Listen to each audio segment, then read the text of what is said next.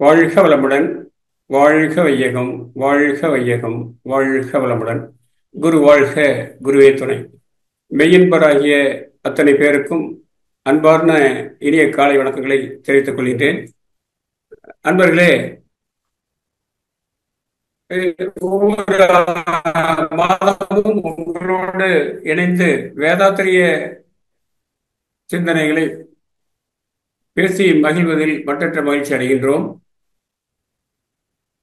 இந்த மாதத்திற்கான தலைப்பாக நாம் அகத்தேடல் என்ற தலைப்பை தேர்வு செய்திருக்கிறோம்.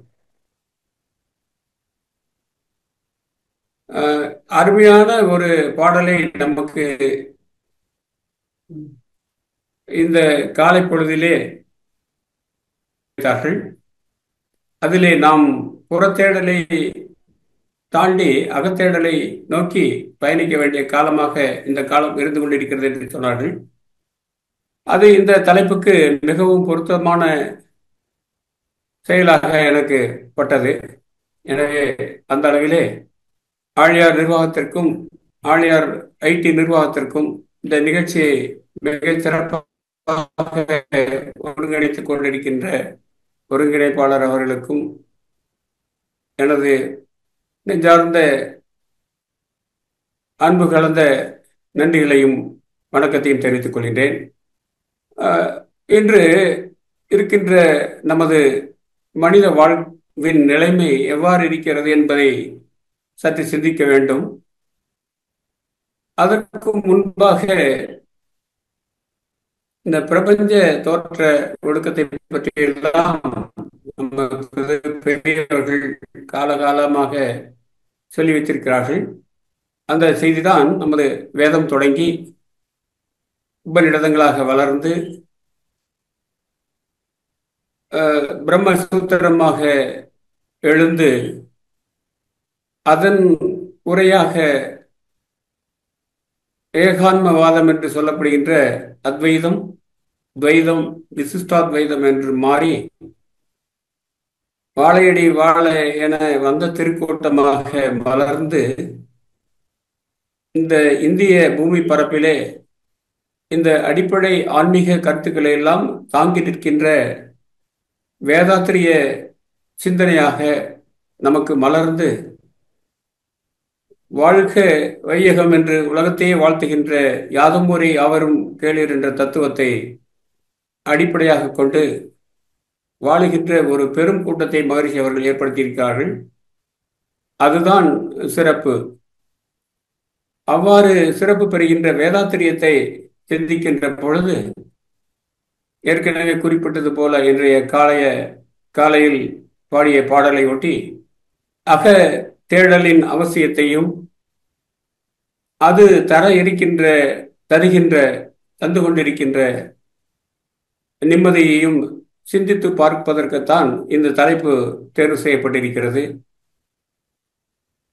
புறத்தேடலிலே நாம் நிறைவு கொள்வதற்காகத்தான்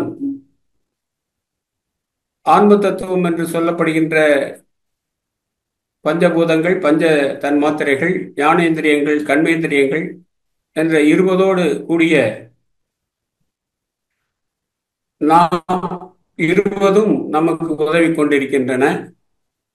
இந்த 20 கருவிகளை கொண்டு புறவாழ்வை மனிதன் செம்மையாக வாழ்ந்துவிட முடியும் என்றால் அதற்கு மனம் என்ற ஒரு கருவி சில நேரங்களிலே சிக்கலாக இருந்து கொண்டிருக்கிறது.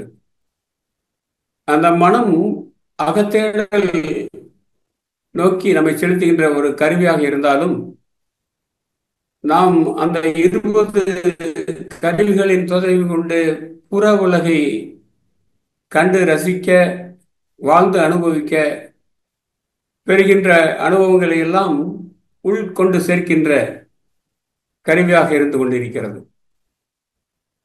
இந்த 20ம் தாண்டி மேலும் ஒரு 4 கருவிகள் துணையாக நின்றுதான் நமது அகத்தேடலை நமக்கு தந்து கொண்டிருக்கின்றன. அவை சித்தாந்த அடிப்படையிலே சொல்ல வேண்டும் என்றால் அதை அந்த கரணங்கள் என்று சொல்வார்கள். சைவ சித்தாந்த அடிப்படையிலே மனம், சித்தம், புத்தி, அது கரணங்களிலே, கரணம் என்பது கருவியாக சொல்லப்படுகிறது. கரணங்களிலே மனம் என்பது புறக்கருவியாகவும் இருந்து கொண்டிருக்கிறது, அகக்கருவியாகவும் இருந்து கொண்டிருக்கிறது. புறத்தே பெறுகின்ற அனுபவங்களை, ஸ்தூலமாக வெளிப்பட்டிருக்கின்ற பிரபஞ்சத்தை, அதில் இருக்கின்ற அறிவை, அனுபவத்தை எல்லாம் உள் சேர்க்கின்ற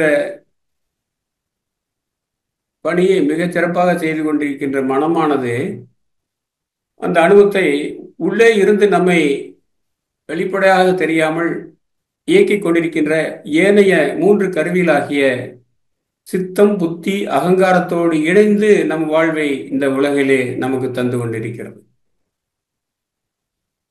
ஒரு ஆட்சியாளர் இருக்கிறார் என்றால் அவருக்கு உதவியாளராக ஒருவர் இருப்பார். அவர் தருகின்ற அந்த செய்திகளை, தரவுகளை எல்லாம் வைத்துக் கொண்டுதான் ஆட்சியாளர்கள் தங்களது ஆட்சியை நடத்தி கொண்டிருப்பார்கள்.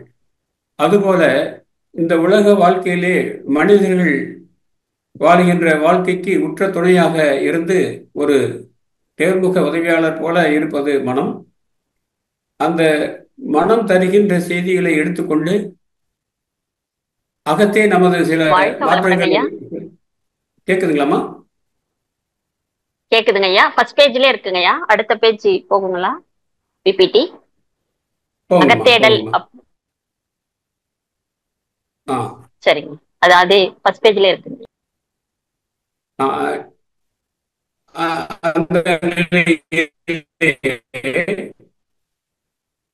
புறத்தே தெரிகின்ற அனுபவங்களை எல்லாம் பெற்று அகத்தே சென்று காண்கின்ற பொழுதுதான் நாம் புறத்தே தெரிகின்ற பொருள்கள் மனம், சித்தம், புத்தி, அகங்காரம் என்ற நிலையிலே 3 கருவிகள் இருந்து மனம் தருகின்ற கருத்துக்களை எடுத்துக்கொண்டு நம்மை வழிப்படுத்துகிறது என்பதுதான் சித்தாந்த அறிவு. இதை இன்னும் தெளிவாக சொல்ல ஒரு திருக்குறளை எடுத்துக்கொண்டால் அதை திருவள்ளுவர் முதல் குறளிலே நாம் சொல்லிவிட முடியும். கண்ணுக்கு தெரியாத உடம்பு, கண்ணுக்கு தெரிகின்ற இந்த உடம்பு கண்ணுக்கு தெரியாத ஒரு உயிர் உள்ளிருந்து இயக்குவது போல தூளமாக தெரிகின்ற இந்த புற உலகத்தை எல்லாம் ஒரு ஒப்பற்ற பரம்பொருள், அகர முதல் எழுத்துக்கள் எல்லாம் ஆ என்ற எழுத்தின் அடிப்படையிலே தொடங்குவது போல நம் கண்ணுக்கு புலப்படுகின்ற இந்த பிரபஞ்ச உலகம் என்பது இறைவனின் அடிப்படையாக நின்று தோன்றி இருக்கிறது என்பதை சொல்லுகின்ற ஒரு திருக்குறள். இதை நாம் உணர்ந்து கொண்டால் புறத்தே இருக்கின்ற அனுபவமும் இருக்கின்ற அந்த வழிகாட்டுகின்ற கருவிகளின் பக்குவமும் நமக்கு புரிந்துவிடும். அதைத்தான் அதே திருக்குறள் சுவை, ஒளி, ஊரோசை, நாற்றம் என்ற 5 வகை தெரிவான் கட்டே உலகு என்றும் சொல்கிறது.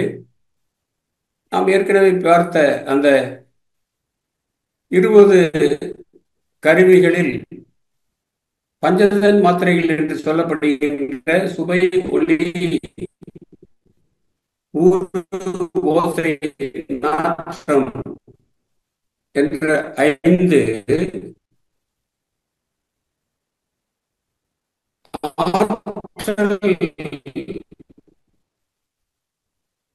களங்களாக நின்று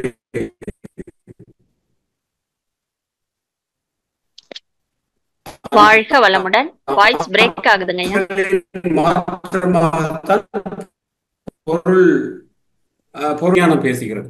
அதைத்தான் நம்ம சொல்ல வேண்டும் என்றால் ஒரே உலகத்துக்குள் வருகிறது. அந்த மின்னாற்றலாகவும் மின் விசிறியின் வழியாக, மின் விளக்கின் வழியாக, மின் கருவிகளின் வழியாக பல்வேறு. ஓகேங்களாமா? கேக்குதுங்களா? வாய்ஸ் நடுவுல கொஞ்சம் பிரேக் ஆகி வந்ததுங்க ஐயா. இப்ப சரியா இருக்குங்களாமா? இப்ப சரியா இருக்குங்க ஐயா. வாழ்க வளமுடன் என்ற 5 பயன்பாடுகளாக மாறுகின்றது ஒரே மின்சாரம். அதுபோலத்தான் இந்த பிரபஞ்சத்திலே அடிப்படை ஆற்றலாக இருக்கின்ற அந்த ஆதியனும் பரம்பொருள் எழுச்சி பெற்றுதான் பல்வேறு நிலைகளில் இந்த பிரபஞ்சமாகி இன்று நம்மை எல்லாம் வழிநடத்துகின்ற வேதாத்திரிய சிந்தனையாக மலர்ந்திருக்கிறது என்பதையெல்லாம் புரிந்து கொள்ள முடியும். எனவே இந்த உலகத்தை நாம் முழுமையாக உணர்ந்து கொள்ள வேண்டும் என்றால் உலக தோற்றத்தின் அடிப்படையாக இருக்கின்ற இந்த 5 பண்புகளையும் சுவை ஒளி ஓசை என்ற பண்புகளை அறிந்து கொள்ள வேண்டும் என்று இந்த திருக்குறள் சொல்கிறது. இந்த அளவிலே நான் ஏற்கனவே உங்களுக்கு அறிவித்தது போல சுவை ஒளி ஓசை என்ற அந்த பண்புகளை அறிந்து கொள்வதற்காக மனம், சித்தம், புத்தி, அகங்காரம் என்ற 4 கருவிகள் துணை நிற்கின்றன என்பதை உண்மை விளக்க பாடல் அந்த கரணம் அடைவே உரைக்க கேள் அந்த மனம் புத்தியுடன் ஆங்காரம் சிந்தையவை பத்தியது நிச்சயித்து பல்கால் எழுந்திருந்து உற்றது சிந்திக்கும் முனர் என்ற பாடல் சொல்கிறது. இதில் அந்த கருவிகளாக மனம், புத்தி, அகங்காரம், சிந்தை என்று 4 உட்கருவிகள் சொல்லப்பட்டிருக்கின்றன. இந்த புத்தி தருகின்ற அனுபவத்தை, ஆசையாக எழுகின்ற அகங்காரத்தை மனதோடு இணைத்து நாம் இந்த உலகத்தை தெரிந்து கொண்டிருக்கிறோம். அதைத்தான் இந்த பாடல் அறிவுறுத்துகிறது. இந்த அடிப்படையிலே இந்த சிந்தனைகள் எல்லாம் நாம் முழுமையாக தெரிந்து கொள்ள வேண்டும் என்றால் மகரிஷி அவர்கள் நமக்கு முழுமையாக வழி தந்திருக்கின்ற வேதாத்தியத்தை நாம் முற்றிலும் தெரிந்து கொள்ள வேண்டும். முழுமை நல வாழ்விற்கு யோகா என்ற அடிப்படையிலே நாம் வேதாத்திரியத்தை பார்க்கின்ற பொழுது புறத்தே தெரிகின்ற உடலை பலப்படுத்துவதற்காக உடற்பயிற்சி, எவ்வாறு ஒரு கருவி இயங்குவதற்கு அதை கொண்டு செலுத்துகின்ற ஆற்றல் கருவி, இப்போ அந்த லேப்டாப்னு சொன்னா அதுக்கு பேட்டரி இருக்கு, மொபைல் அப்படின்னு சொன்னோம்னா அதுக்கு ஒரு பேட்டரி இருக்கு. அது மாதிரி ஆற்றல் கலந்தான் ஒரு பொருளை அல்லது ஒரு இயக்கத்தை நடத்தி கொண்டிருக்க முடியும். அதுபோல இந்த உடம்பை நடத்தி கொண்டிருக்கின்ற ஆற்றல் களமாக நமக்கு தெரிகின்ற அந்த கர்மைய தோடு கலந்த உயிராற்றலைத்தான் காயகல்ப பயிற்சி பெருக்கிக் கொண்டிருக்கிறது. அதற்கான பயிற்சி இந்த 2ம் உங்களுக்கு மிகச் சிறப்பாக ஏற்கனவே பலமுறை நாம் பேசி அறிந்து கொண்டிருக்கின்றோம். இன்று நாம் எடுத்துக்கொண்டிருக்கின்ற தலைப்பை ஒட்டி வருகின்ற 2 நிலைகள், ஒன்று அகத்தாய்வு, இன்னொன்று அகத்தவம். அகத்தவம் என்பது நம் மனதை தவநிலையில நிறுத்தி இறைநிலையோடு இணைத்து உலக அறிவை பெற்று முழுமை பேறு பெறுகின்ற ஒரு நிலைக்கு அட்டாங்க யோகத்திலே சொல்லப்படுகின்ற சமாதி நிலையிலே இறைவனோடு சமமாக நின்று நம்மை அறிந்து கொள்கின்ற நிலையாக தவம் இருக்கின்றது. அந்த 3 பண்புகளையும் பெற்ற மானுட வாழ்க்கை இந்த சமுதாயத்திற்கு பயன்படும் வகையிலே அமைய வேண்டும் என்றால் அதற்கு அகத்தாய்வு தேவைப்படுகிறது. அதை மிக அற்புதமாக மகரிஷி அவர்கள் எண்ணம் ஆராய்தல், ஆசை சீரமைத்தல், கவலை ஒழித்தல், சிரமம் தவிர்த்தல் என்ற நிலைகளை சுட்டி அடிப்படையான வாழ்வுக்கு நாம் பெற வேண்டிய முக்கியமான சிந்தனை நான் யார் என்ற நிலையிலே மகரிஷி அவர்கள் கொண்டு செலுத்தி இருக்கிறார்கள் இந்த 4 பயிற்சிகளின் வழிவாக. எனவே நாம் இந்த அகத்தாய்வு அகத்தவம் என்ற நிலையிலே இந்த தலைப்பை ஒட்டி சில சிந்தனைகளை பார்க்க இருக்கின்றோம். அகம் என்பது இப்போது நான் உங்களோடு பேசிக்கொண்டிருக்கிறேன், நீங்கள் கேட்டுக்கொண்டிருக்கிறீர்கள். ஆனால் நான் மனதிலே என்ன நினைக்கிறேன் என்பதை உங்களால் அறிந்து கொள்ள முடிகிறதா என்றால் அந்த வாய்ப்பு நமக்கு வழங்கப்படவில்லை. அதுதான் இந்த வாழ்க்கையை நிறைவாக சிக்கலின்றி இந்த உலகத்திலே நாம் நடத்துவதற்கு வாய்ப்பாக உதவியாக இருந்து கொண்டிருக்கிறது. இப்போ நான் நினைக்கிறத இந்த நீங்களும் தெரிஞ்சிருந்தீங்கன்னு சொன்னால் நம்ம அந்த வாய்ப்பு பேசக்கூடிய வாய்ப்பே இல்லாமல் போயிருக்கோம். நான் ஒரு சிந்தனையை மனசில் வச்சிருக்கிறேன், அதை உங்களுக்கு சொல்வதற்காக நான் முயன்று கொண்டிருக்கிறேன். அதை கேட்பதற்கு நீங்கள் என்னோடு இணைத்திருக்கிறீர்கள். இந்த இணைப்பில் இந்த 2ம் ஸ்டிமுலஸ் அண்ட் ரெஸ்பான்ஸ் என்று சொல்வார்கள். நான் உங்களை தூண்டுகின்ற ஒரு பணி செய்து கொண்டிருக்கிறேன், நீங்கள் அதை ஏற்பதற்காக ரெஸ்பான்ஸ் என்று சொல்கின்ற அந்த நிலையில் இருந்து கொண்டிருக்கிறீர்கள். அதுதான் இந்த பிரபஞ்சத்துக்கும் நமக்குமான உறவு. எனவே இந்த வாழ்க்கை செம்மை பெற வேண்டும் என்றால் அதுக்கு வாய்மைதான் மிகப்பெரிய உறுதுணையாக இருக்கும் என்பதைத்தான் நாம் மனிதன் மைனஸ் களங்கம் ஈக்குவல் டு இறைவன் என்று மகிழ்ச்சி சொல்கின்ற சமன்பாட்டின் அடிப்படையில் பார்த்தால், மனம் தூய்மை பெற வேண்டும் என்றால் வாய்மையான வாழ்க்கை வாழ வேண்டும் என்பதைத்தான் திருவள்ளுவர் புற தூய்மை நீரால் அமையும், அகத்தூய்மை வாய்மையால் காணப்படும் என்று சொல்லியிருக்கிறார்கள். அகத்தூய்மை பெற வேண்டும் என்றால் அதற்கு நமக்கு வாய்மை என்று சொல்லப்படுகின்ற உண்மை, சத்தியம்தான் நமது சத்தியமேவ ஜெயதே என்று சொல்லப்படுகின்ற நமது பாரத தேசத்தில் அடிப்படையாக அமைந்து நம்மை எல்லாம் ஒரு சிறந்த வாழ்க்கையை வாழ்வதற்கு உதவி கொண்டிருக்கிறது.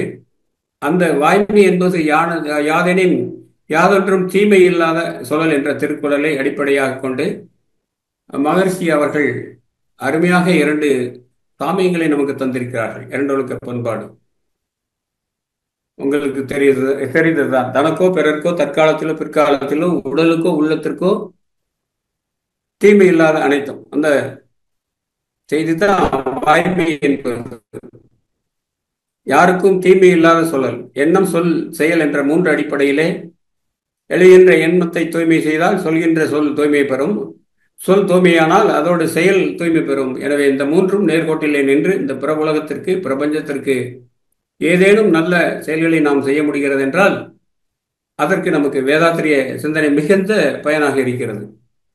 அந்த அடிப்படையிலே பார்க்கின்ற பொழுது நம்மை அகநோக்கு கொண்டு செலுத்துகின்ற அகத்தகம் என்பது என்ன என்று மகரிஷி அவர்களின் சிந்தனையோடு நாம் பார்க்கின்ற பொழுது, ஞான களஞ்சியத்திலே 1446வது பாடலாக மகரிஷி அவர்கள் தந்திருக்கின்ற பாடல் மிக அற்புதமாக நமக்கு உதவி கொண்டிருக்கிறது.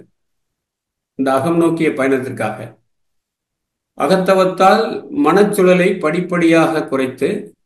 படிப்படியாய் குறைத்து ஆதிநிலை 1 வரை பழக்கமாக்கி கொண்டால் இகத்துணர்வோடு எல்லையில்லா இறைநிலையும் உணர ஏற்றபடி அவ்வப்போ பொருந்தி வர காண்போம். மிக தெளிவும் உள்ளுணர்வும் முற்றறிவும் கிட்டும். மூலமெனும் இறை முதலாய் மனிதன் வரை வந்த மகத்துவமாம் முத்திரமே முத்திரமாய் மலர்ந்த மறைபொருளை அறிவுணரும் பிரம்மஞானம் கிட்டும் என்ற பாடல். இதில் முத்தரம் என்பது பின்னால் வருகின்ற பொழுது காலத்தையும் சேர்த்து 4 தரங்களாக மாற்றப்பட்டிருக்கிறது. அதை நீங்கள் மனதில் கொள்ள வேண்டும். பற்றாயிருப்பு, பேராற்றல், பேரறிவு, காலம் என்ற இந்த 4ம் மகரிஷி அவர்களால் காலம் சேர்க்கின்ற காலம் என்ற 4வது அந்த காரணி சேர்க்கப்படும் முன்பாக முத்தரமே என்ற பாடல் இந்த பாடல் இடம்பெற்றிருக்கிறது. எனவே மன அலைச்சூழலை நமக்கெல்லாம் தெரியும். 14 to 40, 7 to 14 அந்த alpha beta gamma theta delta அந்த சமாச்சாரங்கள்லாம் உங்களுக்கு தெரியும். அதனால மன சூழலை படிப்படியாக குறைத்து கொண்டு ஆதி நிலை அறிவதற்கு உதவுகின்ற அந்த அலைவரிசையை நாம் பழகிவிட்டால் இகத்துணர்வு, அகத்துணர்வு, இகத்துணர்வு, இகம் பரம், இவ்வாழ்க்கை அவ்வாழ்க்கை, அருளில்லார்க்கு அவ்வுலகம் இல்லை, பொருளில்லார்க்கு இவ்வுலகம் இல்லை. பரம் என்பது அடுத்த உலகத்தை சொல்கின்றது. இகம் என்பது இந்த உணர்வை, இந்த உலகத்தை சொல்கிறது. எனவே இந்த இக நிலையிலே இருந்து பரநிலையை அறிவதற்கு நமக்கு உதவுகின்ற அந்த கருவிதான் தவம் என்ற கருவி. அந்த நிலையிலே நாம் நமது மன சூழலை இறை தருகின்ற கருத்துக்களை, சமிக்கைகளை, உணர்வுகளை உணர்ந்து கொள்கின்ற அலைவரிசைக்கு மாற்றிவிட்டோம் என்றால் நமக்கு மிகுந்த தெளிவு ஏற்படும், உள்ளுணர்வு ஏற்படும், முற்றறிவு கிட்டும். நம்மிடம் இருக்கின்றது சிற்றறிவு, நாம் அடைய வேண்டியது முற்றறிவு.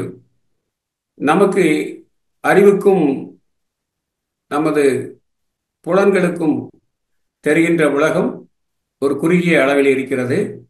ஆனால் நாம் தெரிய வேண்டிய உலகம் முற்று உலகமாக, முற்றறிவாக இருக்கிறது. அதற்கு நாம் அகத்தவம் செய்து இறைநிலை தருகின்ற அந்த சிந்தனையை பெற வேண்டும் என்றால் அதோடு இணைப்பு பெற வேண்டும். அந்த தெளிவு ஏற்பட்டால் இறை என்ற அந்த அடிப்படை ஆற்றல் தான் இன்று மனிதன் வரை வந்திருக்கின்ற மகத்துவத்தை அறிந்து கொள்ள முடியும். இறைநிலையின் தன்மாற்ற சரித்திரம் என்று மகரிஷி சொல்கின்ற தானே மனிதனாய் மலர்ந்த அந்த தத்துவத்தை புரிந்து கொள்ள வேண்டும், அதன் மகத்துவத்தை புரிந்து கொள்ள வேண்டும்.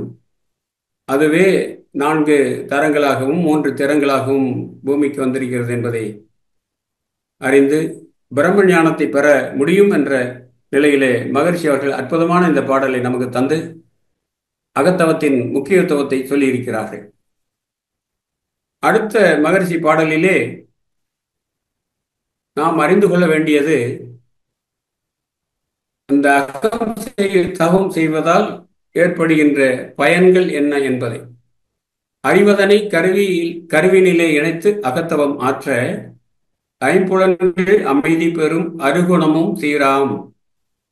அறிவுதன் விழிப்பு பெறலாத தெளிவில் 5 பெரும் பழிச்செயல்கள் விளைய வலியேது.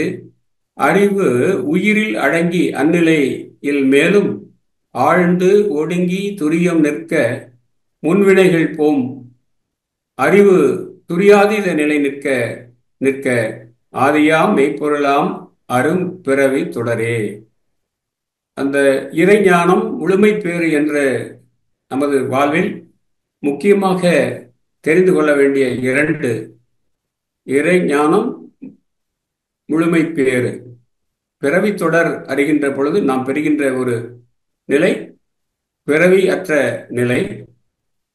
எவ்வாறு ஒரு கடல் தனது நீரை சூரிய வெப்பத்தால் ஆவி ஆக்கிக் கொள்கிறதோ, அந்த நீராவிதான் மேகமாக உருவாகி மேகம் மழையாக பொழிந்து அந்த நீர் திரும்பவும் கடலை நோக்கி ஓடுகிறது. அந்த நீரின் அளவும் அதன் ஆற்றலும் தான் அது தான் உருவாகி வந்திருக்கின்ற அந்த கடலை எட்டுகின்ற அந்த திறனை அதற்கு தருகிறது. அதுபோலத்தான் இறை நிலையிலிருந்து வந்த நாம் இறை நிலையோடு ஒன்ற வேண்டும் என்றால் அந்த அடிப்படை சிந்தனையை நாம் மனதில் வைத்துக் கொண்டு அதற்கான வழிகளை தேர்வு செய்து மகரிஷி தந்த அருகுண சீரமைப்பை பெற்று அவர் யாத்து தந்திருக்கின்ற தவ உரைகளில் நின்று வாழ்கின்ற பொழுது அந்த தவ பயன்கள் நமக்கு கிட்டும் என்ற அளவிலே அறிவுதனை கருவினிலே இணைத்து தவமாற்ற மகரிஷி அவர்கள் சொல்வார்கள்.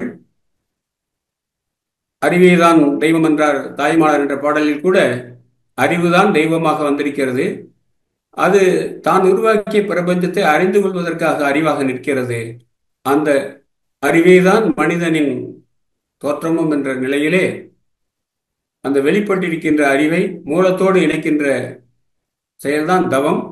அவ்வாறு செய்கின்ற பொழுது மெய்வாய் கண்மூக்கு செவி என்ற 5 புலன்கள் எனப்படுவது ஆற்றல் தோற்றமாக மாற்றம் பெறுகின்ற பொழுது வெளிப்படுகின்ற அதைத்தான் புலன் என்று சொல்வார்கள். நெருப்பு என்ற ஒன்று விறகிலே இருக்கிறது.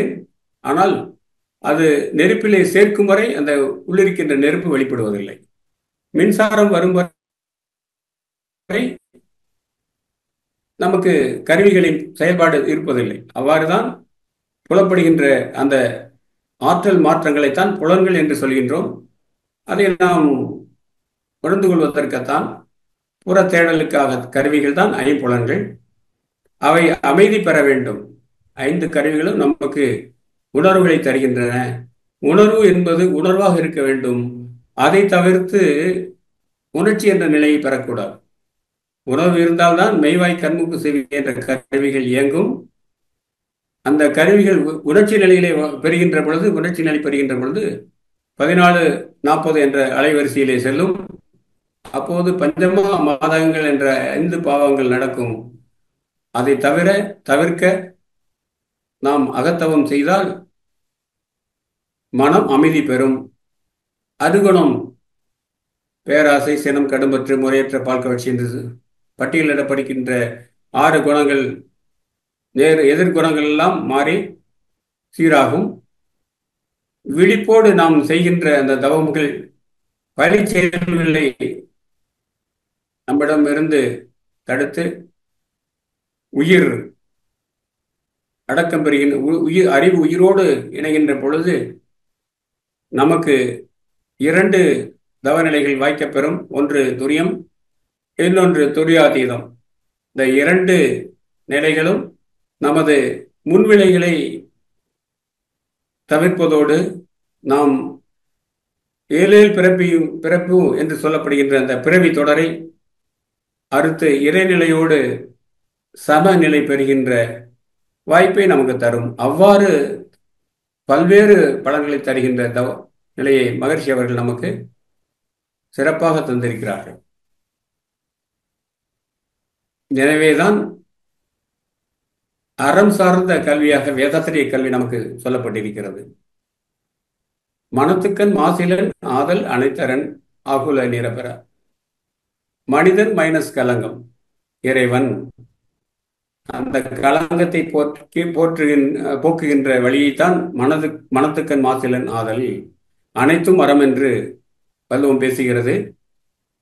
அறந்தீவான் தன் மனத்தின்கண் குற்றமுடையன் அல்லன் ஆக என்று அதற்கு விளக்கம் சொல்கின்ற பரிமேலழகர் சொல்கின்ற கருத்தை நாம் வைத்துக்கொள்ள வேண்டும்.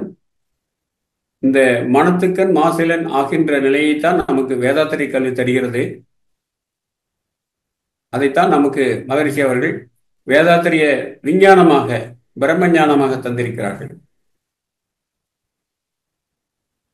இதை அகத்தியர் தந்திருக்கின்ற ஞான பாடலின் வழியாக பார்க்கின்ற பொழுது, மனமது செம்மையானால் மந்திரம் செபிக்க வேண்டாம், மனமது செவ்வையானால் வாயுவை உயர்த்த வேண்டாம், மனமது செம்மையானால் வாசியை நிறுத்த வேண்டாம், மனமது செம்மையானால் மந்திரம் செம்மையாமே என்று சொல்லப்படுகின்ற அகத்தியரின் 2வது ஞானத்தை தருகின்ற பாடல் நமக்கு மிக சிறப்பான பாடலாக இருக்கிறது.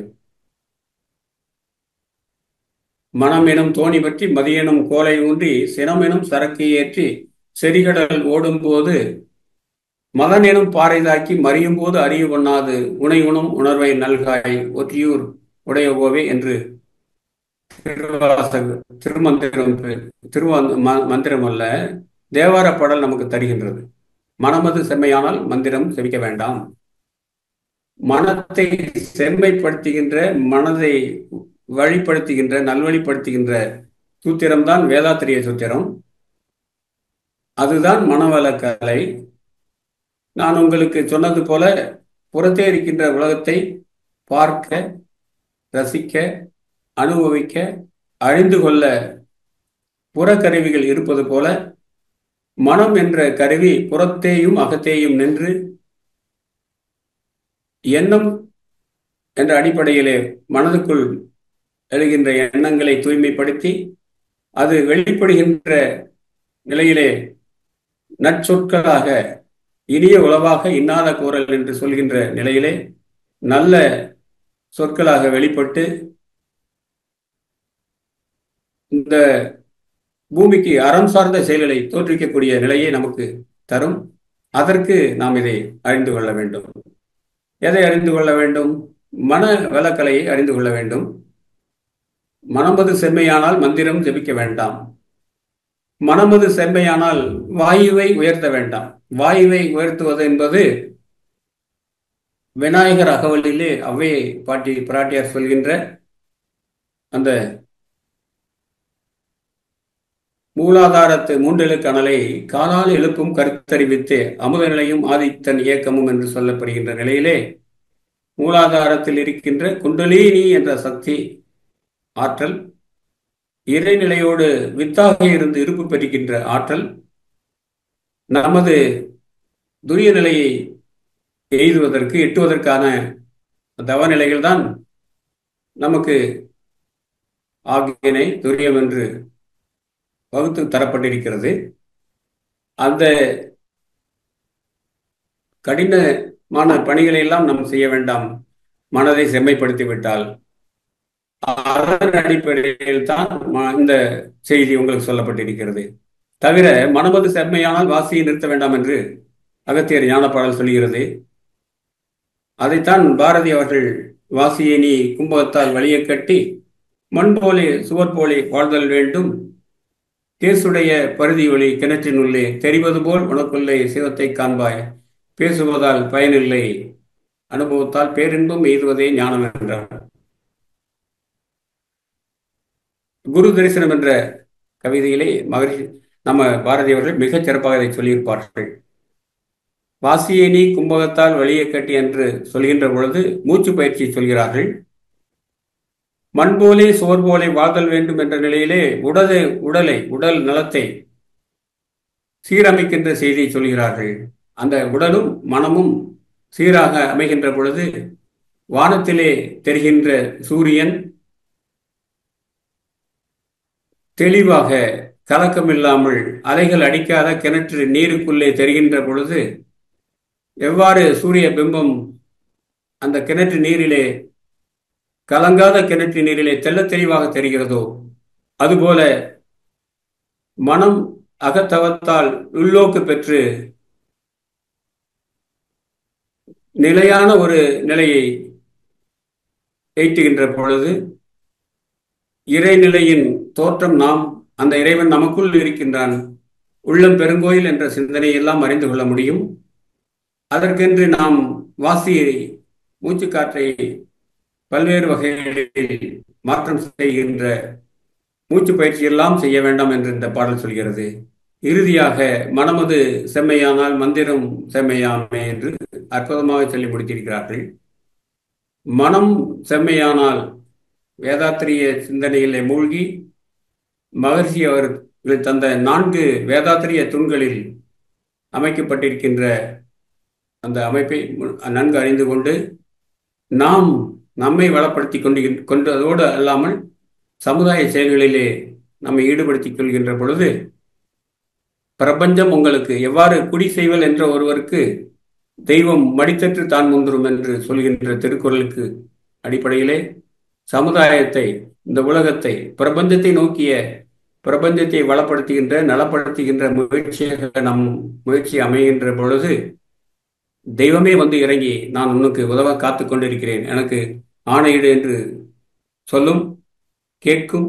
அதுபோன்ற ஒரு நிலையை பெற வேண்டும் என்றால் நாம் மனவளக்கலையை அறிந்து கொள்ள வேண்டும் என்ற செய்தியை உங்களுக்கு இந்த நல்ல நேரத்திலே சொல்லி, வாழ்வின் உயரம் என்பது வெள்ளத்து அணைய மலர் நீட்டம் மாந்தர்தம் உள்ளத்து அணையது உயர்வு என்ற திருக்குறளின் அடிப்படையில் அமைகிறது.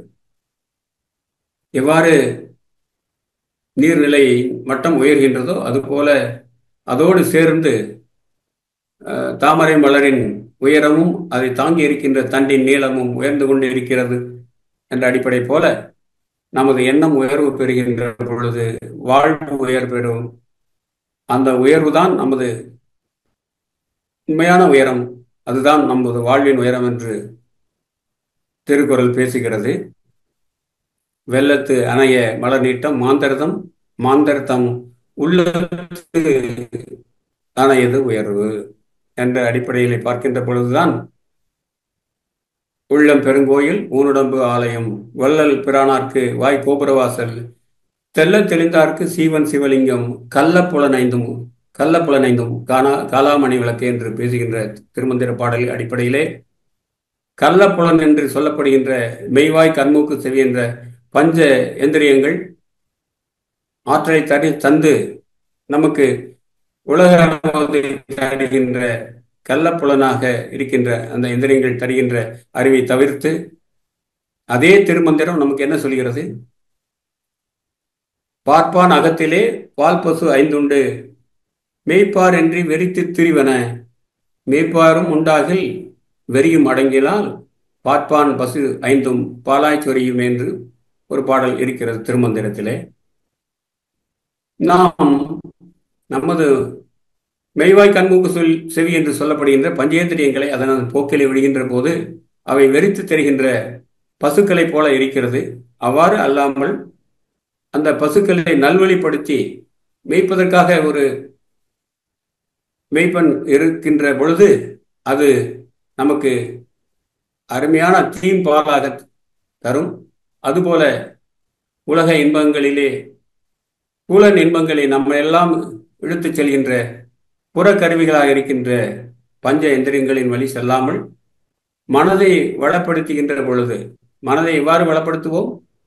மனவளக்கலை பெற்று அந்த மனவளக்கலையின் அடிப்படையில் நின்று அதன் முக்கியமான ஒரு தூணாக இருக்கின்ற தவ நிலையிலே நின்று தவத்தை செய்து நல்வாழ்வு வாழ்கின்ற பொழுது மாய உலகத்தில் புறத்தோற்றங்களில் செல்கின்ற மனது உள்ளே திரும்பும். அப்போது தான் நமது வாழ்க்கை செம்மைப்படும். பார்ப்பான் பசு ஐந்தும் பாலாய் சொரிகின்ற நிலையைப் போல இறைவனை பெற்று இறை பண்புகளாகிய அன்பு, கருணை என்ற 2 தெய்வ பண்புகளை பெற வேண்டும், பெற முடியும், பெறலாம். அதற்கு இந்த அகத்தேடல் துணை நிற்கிறது. அகத்தேடலுக்குத்தான் அந்த 3 கருவிகளும் அகங்காரம், சித்தம், புத்தி என்ற 3 கருவிகளும் உதவுகின்றன. அந்த கருவிகளை கொண்டு இதில் அகங்காரம் என்பது ஆசையை தூண்டுகின்றது ஒரு கருவி. மனம் என்பது புற உலகத்திலே இருக்கின்ற செய்திகளை, வாய்ப்புகளை, வசதிகளை எல்லாம் உள்ளே கொண்டு வருகின்ற கருவி. அதை ஆசைப்படுகின்ற கருவியாக, உலகத்தை ஆசைப்படுகின்ற கருவியாக அகங்காரம் இருக்கிறது. இந்த 2 கருவிகளும் தருகின்ற செய்திகளை எடுத்துக்கொண்டு புத்தி என்ற கருவி நமக்கு இவை வேண்டும், இவை வேண்டாம் என்று முடிவு செய்கின்ற ஒரு கருவியாக இருக்கிறது. அதை இறுதியாக அந்த தரவுகளை தருகின்ற கருவியாக புத்தி இருக்க, இறுதியாக சித்தம்தான் முடிவு செய்கிறது. சித்தம் என்பது இறைவனுக்கு, பரம்பொருளுக்கு, ஆதி நிலைக்கு சமம் என்று சொல்வார்கள். எனவேதான் சித்தத்தின் அடிப்படையிலே ஆழ்நிலையிலே நின்று முடிவுகளை செய்கின்றவர்கள் இந்த பூமியிலே அழகான வாழ்வை பெறுவார்கள் என்று மாணிக்க வாசகர் திரு வாசகத்திலே சொல்லியிருக்கிறார்கள். அதை சித்தம் அழகியார் என்ற அற்புதமான தொடர் திருவாசகத்திலே உருவாக்கப்பட்டிருக்கிறது. எனவே நாம் செய்கின்ற முடிவுகள் எல்லாம், பெறுகின்ற அறிவையெல்லாம் மெய்ப்பொருளை, எப்பொருள் யார் யார் கேட்பதும் அப்பொருள் மெய்ப்பொருள் காண்பது அறிவுதான் தெய்வம். அந்த அறிவாக உள்ளுக்குள் இருந்து சித்தமாக நின்று நம்மை பெருவாழ்வு வாழ்வதற்கு துணை நிற்கின்ற சித்தத்தின் அடிப்படையிலே வாழ்வை அமைத்துக் கொள்கின்ற பொழுது புறத்தேடல் என்பது நிறைவு பெற்று அகத்தேடலாக நமக்கு வாய்ப்புகள் வந்து சேரும். அதுதான் நம்மை வையத்தில் வாழ்வாக்கு வாழ்கின்ற ஒரு வாழ்க்கையை நமக்கு தருகின்ற ஒரு வாழ்வாக அமையும் என்று சொல்லி, எனவே புறத்தேடல் என்பது, புற உலகம் என்பது பொருள் சார்ந்தது. பொருள் சார்ந்த உலகத்திலே நாம் அனுபவங்களை பெறலாம். அவை நிலையான நிறைவான வாழ்க்கையை தராது. அதை விடுத்து அண்டத்தில் இருப்பதுதான் பிண்டத்திலும் இருக்கிறது என்பதை உணர்ந்து கொள்வதற்கு வெளியே செய்கின்ற மனதை அகம் நோக்கி திருப்புகின்ற ஒரு கலையாக, மனவள கலையாக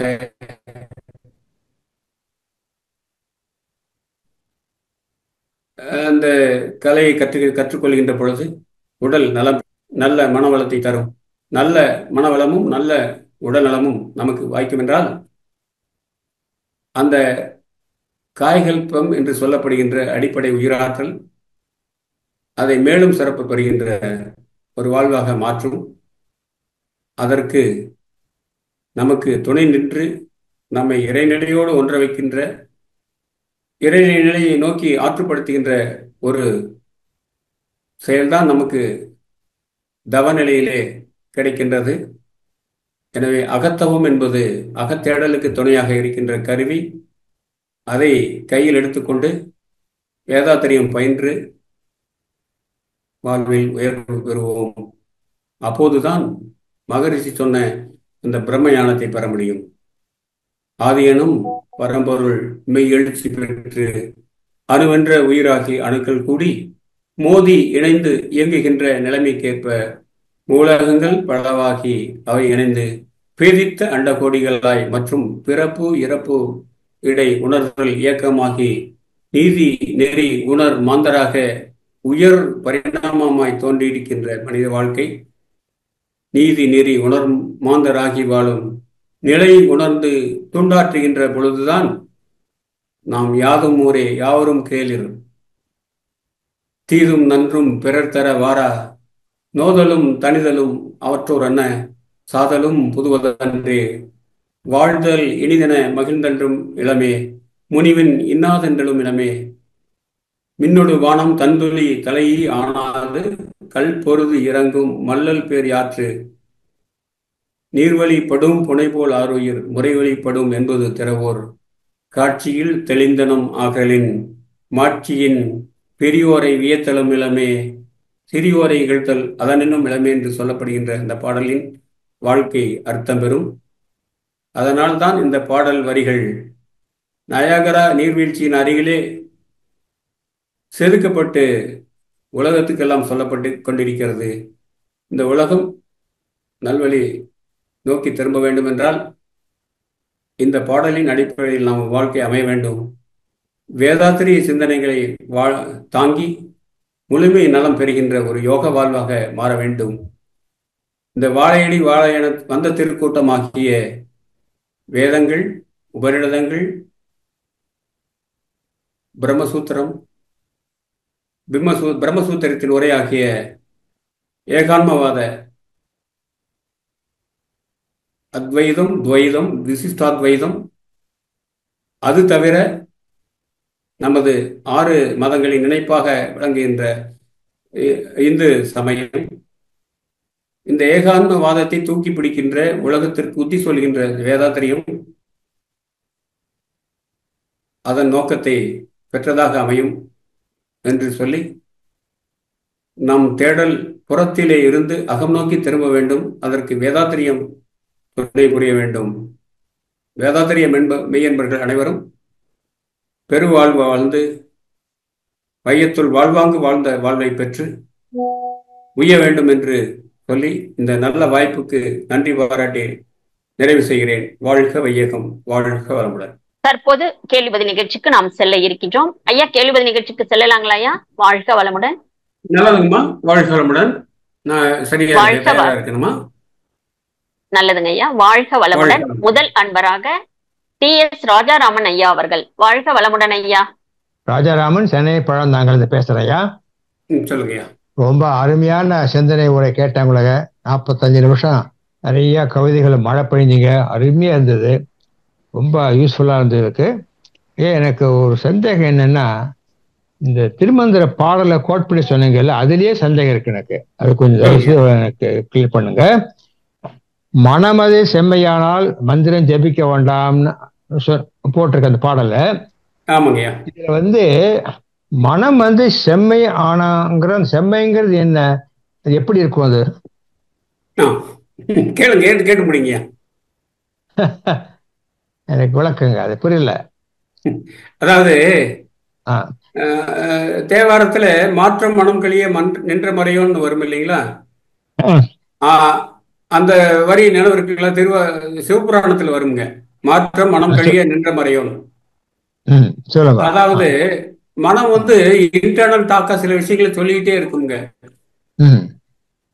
அந்த அந்த மாற்றம் மனம் ரெண்டுமே இல்லாததா பரபிரம்ம இறைநிலைங்க. அது யோசிக்கிறதுக்கு மனசு கிடையாதுங்க. மனுஷனுக்கு தான் மனம் இருக்குங்க, இறைவழி நிலைக்கு மனசு இல்லைங்க.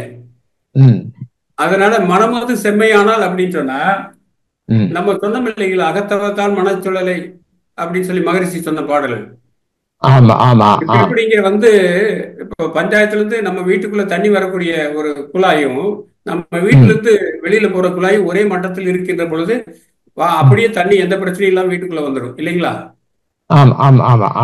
அதே போல இறைநிலையோட அந்த வைப்ரேஷன் சொல்லக்கூடிய அதிர்வு நிலைக்கு நம்ம போயிட்டோம்னு சொன்ன மனநிலையை கொண்டு போயிட்டோம்னா அதுதான் செம்மையான நிலைங்க. மனம் செம்மையான நிலைங்க. அதுல அந்த சமயத்துல உங்களுக்கு எண்ணம், சொல், செயல் எல்லாமே ஃப்ரீஸ் ஆயிருங்க ஒரு நிலை. ஓகே அந்த ஓகே. நிலையில வந்து இறைநிலையோட நீங்க ஒப்ப நிக்கிறீங்க இறைநிலைக்கு. அப்ப வந்து நம்ம இருக்கக்கூடிய ஆங்கிலம், தமிழ், சமஸ்கிருதம் அனைத்து உலக மொழிகளும் பயனில்லாம போயிருங்க. இறைநிலையை நேரடியா மனசுல தரிசிக்கக்கூடிய நிலைங்க. அதுதான் மனசோட செம்மையான நிலை. அதுல போய் நீங்க எதுவுமே மாற்ற பார்க்க முடியாதுங்க. மனம் வந்து செம்மையானால் மந்திரம் எதுவும் வாசியை நிறுத்த வேண்டாம், மந்திரம் ஜெபிக்க வேண்டாம். அதுதான் அல்டிமேட்டுங்க. சரி, ஓகே, நல்ல விளக்கம் நிறைவான கொடுத்தீங்க. நிலைங்க. இப்போ அடுத்த சந்தேகம் அதே பாடல கடைசி லைனுக்கு வரேன்னா, மனமது சொல்லுங்க. செம்மையானால் மந்திரம் செம்மையாம. முன்னாடி மந்திரம் வாங்கினேன், இப்ப மந்திரம் செம்மைங்க. என்ன மந்திரம் அது? அதாவது அதுதான் அல்டிமேட்டுங்க. இப்ப செம்மையான வாழ்க்கை நீங்க வாழ்ந்தீங்கன்னு சொன்ன என்ன அர்த்தங்க? அது ஐடியல் ஒண்ணு இருக்கு, பிராக்டிக்கல்னு ஒண்ணு இருக்குங்க. நடைமுறை வாழ்க்கைன்னு ஒண்ணு இருக்கு, நம்ம எதிர்பார்க்கிற வாழ்க்கை ஒண்ணுங்க. எதிர்பார்க்க நிலையை வாழ்க்கையை நிலையத்தோ நோக்கி நம்ம போயிட்டு இருக்கோம் இல்லைங்களா? இன்னைக்கு இருக்க வாழ்ந்த வாழ்க்கை சிறப்பு இல்லைங்கிறதுனாலதான் அடுத்த நாள் வாழ்க்கை முயற்சியை நம்ம மேற்கொள்றோம். ஒரு இன்ச்சாவது நம்ம வாழ்க்கையை உயர்த்தி பார்க்கணும்னு நினைக்கிறோம். அது மாதிரி ஒரு உயர்ந்த நிலைக்கு நீங்க வந்துட்டீங்க. அல்டிமேட் சொல்றீங்க. இன்பிட்வீன் 0 and 1 தானுங்க நம்ம வாழ்க்கை. 100 வயசுன்னு வச்சுக்க, ஒரு நாள் தொடங்கி அப்படியே வாழ்க்கையோட வளர்ச்சி வளர்ந்து வந்துட்டே இருக்குது. கடைசியில நிறைவான வாழ்க்கை எங்க வருதுன்னு சொன்னா அதுதான் அல்டிமேட்டுங்க. அந்த வந்ததுச்சுன்னு சொன்னா நீங்க அதுக்கப்புறம் ஒண்ணுமே இல்லைங்க. மந்திரமும் பயனும் இல்லை, ஒண்ணுமே இல்லைங்க. மந்திரம் வந்து செம்மைனா மந்திரத்துக்கு அல்டிமேட்டா என்ன அர்த்தம் இருக்கோ அதை எட்டி பிடிச்சதா அர்த்தம்ங்க. உங்க வாழ்க்கையோட உயரம் என்னவோ அதை நீங்க தொட்ட மாதிரி இறைநிலையோட முழுமை பெறுவதுதான் உங்களுக்கு முழுமை பெறக்கூடிய நிலையில தான் நீங்க உருவாக்கி வச்சிருக்க அந்த மந்திரத்தோட பயன் வரும் அப்படிங்கறத சொல்லியிருக்காரு அவர். ஓகே சார், பாடல் என்னமோ ஈஸியா தான் இருக்கு பாடிக்கிறதுக்கு. ஆனா அந்த வார்த்தைகளை பார்க்கும்போது சந்தேகம் வந்துட்டு இருக்கு. கேட்டா நீங்க பதில் கொடுத்தீங்க, நன்றியா.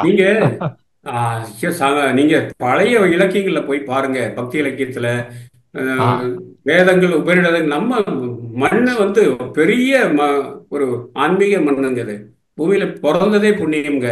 அதுல வந்து நீங்க வேதாத்திரத்தில் நிக்கிறீங்க பாருங்க, பிறவி பேர் உங்களுக்கு கிடைச்ச மாதிரிங்க வேதாத்திரத்தில் நிற்கும் போது. சிறப்பான கேள்விங்கய்யா. ரொம்ப நன்றியா. வாழ்க வளமுடன். மிக்க நன்றிங்க ஐயா.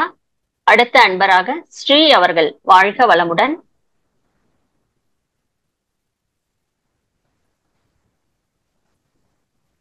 வாழ்க வளமுடன் ஐயா. ஸ்ரீ ஐயா பேசுங்க. வாழ்க வளமுடன். உங்க மைக் அன்மியூட் ஆயிடுச்சுங்க ஐயா.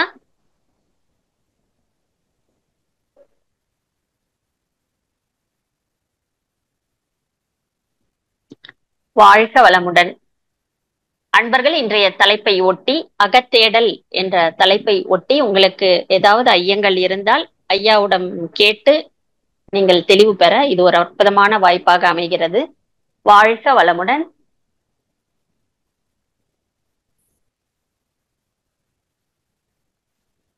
வாழ்க வளமுடன் ஐயா. ஐயா, இன்றைய இந்த சிந்தனை உரையில ஒரே ஒரு மனம், சித்தம், புத்தி, அகங்காரம் எப்படி கருவிகளாக வேலை செய்யுதுன்னு சொன்னீங்க ஐயா நீங்க ஒரு இடத்துல. அது ஒரு முறை சொல்ல முடியுங்களா ஐயா? வாழ்க வளமுடன். அதாவது ஆன்ம தத்துவங்கள் சொல்லி 24 தத்துவங்கள் சொல்றாங்கம்மா. சரிங்க ஐயா. அதுல வந்து அந்த கர்மேந்திரியங்கள், ஞானேந்திரியங்கள், பஞ்சபூதங்கள், பஞ்சதன்மாத்திரைகள் நமக்கு தெரியும். சரிங்க. 4, 5, 20ங்க முடிஞ்சு போச்சுங்களா? சரிங்க. 24 தத்துவங்கள்ல 20 தத்துவங்கள் புறத்தேடல் இருக்கக்கூடியதுங்க. அதுக்கு அப்புறம் 4 தத்துவங்கள் வந்து தத்துவங்கள்லாம் கருவிகள்னு வச்சுக்கோங்களேன். கருவிகள் தான் தத்துவங்கள். இந்த உலக பிரபஞ்சத்தை வாழ்ந்து அனுபவிச்சு பூமியில இருந்து நம்ம முழுமை பெறுவதற்கு ஒரு துணையாக நிற்கின்ற கருவிகள், இந்த ஆன்மாவை கொண்டு செலுத்துகின்ற கருவிகள் தான் இந்த 24. அதில் வந்து 20 சொல்லிட்டேன். அந்த 4 கருவிகளுக்கு பேர் அந்த கரணங்கள்னு சொல்லி சைவ சித்தாந்தத்தில் சொல்றாங்க. அந்த கரணம் சொன்னா உள்ளே இருந்து நம்ம இயக்குகின்ற கருவிகள். அதுல வந்து மனம், புத்தி, சித்தம், அகங்காரம் அப்படின்னு சொல்லுவாங்க. இந்த மனம்ங்கிறது புறக்கருவியிலையும் வருங்க, அகக்கருவியிலையும் வருங்க. ஏன்னா ஏன் புறக்கருவியில் இருக்குதுன்னு சொன்னா, இந்த புலன்கள் மெய்வாய், கண்மூக்கு, செவிங்கிற அந்த 5 புலன்கள் தருகின்ற அனுபவத்தை, உணர்வுகளை எடுத்துட்டு உள்ள போகணும். அதனால அது பிஏ மாதிரி ஒர்க் பண்ணுதுன்னு சொன்னேன் இல்லைங்களா? அதை எடுத்துட்டு போய் நேரா புத்தி கிட்ட கொடுக்கும். புத்தி வந்து ஏற்கனவே நம்ம உலகத்துல பெற்ற அனுபவங்கள் எல்லாத்தையும் ஒரு ஒரு ஹார்ட் டிஸ்க் மாதிரி அதை பதிச்சு வச்சிருக்குங்க. அதோட கம்பேர் பண்ணி அதோட சாதக பாதங்களை சொல்லக்கூடியதுதான் புத்திங்க. அந்த புத்தி சொல்லக்கூடிய சாதக பாதங்களை வச்சுட்டு இதை செய்யலாமா வேண்டாமான்னு சொல்லி முடிவெடுக்கக்கூடியது சித்தம்ங்க. அந்த சித்தம்ங்கிறது தான் இறைவனோடுக்கு நம்ம எப்படிங்க மனிதன் மைனஸ் களங்கம் ஈக்குவல் டு இறைவன் சொல்றோம் இல்லைங்களா? அந்த இறைநிலையோட ஈக்குவலா சம சம ஸ்டேட்டஸ் அந்த நிலை பெறுகின்றது தான் சித்தம்ங்க. அதனாலதான் சித்தத்தை வந்து சுத்தமா வச்சுட்டோம்னு சொன்னா நம்ம வந்து இறைவனுக்கு சமம் அப்படின்னு சொல்லி தான் சித்தம் அழகியார் அப்படின்னு சொல்லி ஒரு சொற்றொடரே திரு வாசகத்துல வாடிக்கவாசரால் வழங்கப்பட்டிருக்கு. எனவே அந்த சித்தம்ங்கிறது ஆழ்மனம், அதுதான் இறைவன், அதுதான் அறிவு, அதுதான் வித்து, அதுதான் ஆன்மா. அந்த நிலைக்கு நம்மளை எடுத்துட்டு போறது தான் இந்த 4 கருவிகள். மனம் கொண்டு வந்து தரக்கூடிய தகவல்களை புத்தி வந்து எடுத்து வச்சுக்குது, அதோட சாதக பாதங்களை சொல்லுது. இந்த சாதக பாதங்களை வச்சு இது வேணுமா வேண்டாமான்னு முடிவெடுக்கிறது சித்தம் பண்ணணும். புத்தி முடிவெடுத்தோ இல்லை மனசு முடிவெடுத்துச்சுன்னு சொன்னா சாதாரண வாழ்க்கை, சித்தம் முடிவெடுத்துச்சுன்னு சொன்னா அதுதான் தூய வாழ்க்கைங்க.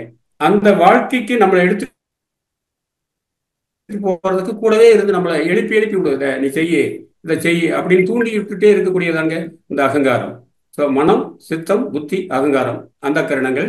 மனசு தகவல் சேகரித்து கொடுக்குது, புத்தி அதோட சாத பாதங்களை சொல்லுது, சித்தம் முடிவெடுக்குது. இதை நம்ம இதை தூண்டி கொடுக்கறது தான் அகங்காரங்க. சரிங்களாமா? சரிங்கய்யா, மிக்க நன்றிங்கய்யா. வாழ்க வளமுடன். அடுத்த அன்பராக ஸ்ரீ அவர்கள். வாழ்க வளமுடன்.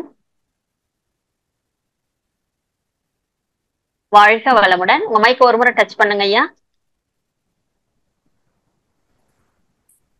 வாழ்க வளமுடன். அன்மியூட் ஆயிடுச்சுங்க ஐயா உங்க மைக்கு, பேசலாம். ஸ்ரீ பேசலாங்க, அன்மியூட் ஆயிடுச்சு, நீங்க பேசலாம். அன்மியூட் ஸ்டேட்டஸ்ல இருக்கு.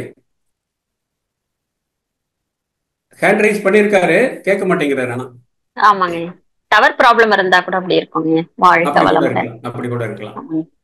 நான் சொன்ன அடிப்படை உங்களுக்கு தெளிவுங்களாமா?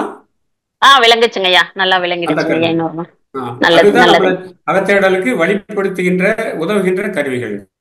சரிங்க சரிங்க, நல்லதுமா. அடுத்த அன்பராக சுந்தரமூர்த்தி ஐயா அவர்கள் கோயம்புத்தூரிலிருந்து. வாழ்க வளமுடன். அம்மா வணக்கம். வாழ்க வளமுடன். பேராசிரியர் வாழ்க வளமுடன். ஐயா கேக்குதுங்களா?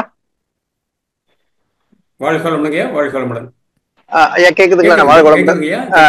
ரொம்ப சிறப்பான உரை, சிறப்பான உரை. அதாவது எல்லா இதுக்குமே இந்த மனம் என்ற ஒன்றுதான் வந்து மிக முக்கியமான இருக்கு. ஏன்னா இப்போ எண்ணமே வாழ்வுன்றாங்க, மனமே மருந்துன்றாங்க. அந்த மாதிரி மனதை பத்தி நிறைய விஷயங்களை நம்ம வந்து முன்னோர்கள் நம்மளுடைய இலக்கியத்துல நம்மளுடைய அறிஞர்கள் எல்லாரும் சொல்லியிருக்காங்க. அந்த மனம் ஒன்று சரியா இருந்தாதான் எல்லாமே சரியா நம்ம வந்து சரி பண்ணிக்க முடியும்ன்றதுனாலதான் நம்முடைய அருட்தந்தை மகரிஷி அவர்கள் மனவளக்கலைன்னு வச்சிருக்காருங்களா ஐயா? அதை பத்தி கொஞ்சம் சொல்லுங்க ஐயா. அதேதாங்க, அதை கரெக்டா பிடிச்சிருக்கீங்க பாயிண்ட். இதுதான் உண்மையான கேள்விங்க. என்னன்னா அவரு நிறைய டிராவல் பண்ணியிருக்காருங்க, மருத்துவத்துறையில போயிருக்காரு, தவ நிலைகள் எல்லாம் செஞ்சு பார்த்திருக்காரு, நிறைய இலக்கியங்களை படிச்சிருக்காரு, திருவூர்களோட வாழ்ந்திருக்காரு, அவர் திருமூலரை படிச்சிருக்காரு, உங்களுக்கு வந்து வள்ளலார் கூட வாழ்ந்திருக்காரு. எல்லாம் பண்ணாலும் கடைசியில முழுசா நம்மளை இந்த மனசு தாங்க இணைக்குது உலகத்தோட பிரபஞ்சத்தோட. நம்மளை கெடுக்கிறது அந்த மனசு தாங்க. மனசோட வேகம்ங்கிறது அதுதான். உண்ட உணவு உடல் மட்டும் பாயும், எண்ணிய எண்ணம் எங்கேயும் பாயும்பாரு மகரிஷி. அந்த எண்ணத்தை உருவாக்குறது தாங்க மனசு. அந்த மனசை சரியா வச்சிட்டோம்னா எல்லாமே போயிடும். அது நம்மளை உயர்ந்த வாழ்க்கை கொண்டு போயிடும். அந்த மனசு சரி வைக்கிறது, சரியா வைக்கிறதுங்கிறது ரொம்ப ரொம்ப கஷ்டமுங்க. ஒவ்வொரு நிமிஷம் நீங்க இந்த நாளை, இன்னைக்கு இருக்கக்கூடிய நாளை நீங்க நல்லபடியா வாழணும்னு சொல்லக்கூடியது மனசு.